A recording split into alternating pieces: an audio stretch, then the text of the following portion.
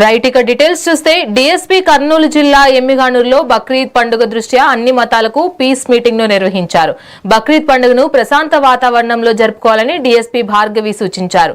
పట్టణ ప్రశాంతతకు భంగం కలగకుండా సోదరభావంతో పండుగను నిర్వహించాలన్నారు. వాట్సాప్ గ్రూపులలో వచ్చే వదంతులను నమ్మవద్దని చెప్పారు. ఎలాంటి సమస్యలున్నా పోలీసుల దృష్టికి తీసుకురావాలని పిలుపునిచ్చారు. ప్రార్థన సమయంలో కట్టుదిట్టమైన భద్రతా ఏర్పాట్లు చేస్తున్నట్లు చెప్పారు.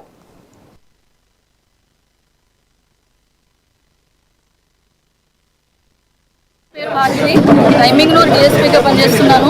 ఎమ్మిగనూరు పట్టణ వాసులందరికీ, సబ్ డివిజన్ వాసులందరికీ కూడా ముందుగా బక్రీద్ పండుగ శుభాకాంక్షలు. ఈ బక్రీద్ సందర్భంగా ఈరోజు పీస్ కమిటీ మీటింగ్ ఏర్పాటు చేయడం జరిగింది. అందరికీ కూడా తగు సలహాలు, సూచనలు ఇవ్వడం జరిగింది. ఏవేవైతే మనం యాక్ట్స్ ఉంటాయో, రూల్స్ ఏవైతే ఉన్నాయో అవన్నీ అందరికీ తెలుసు.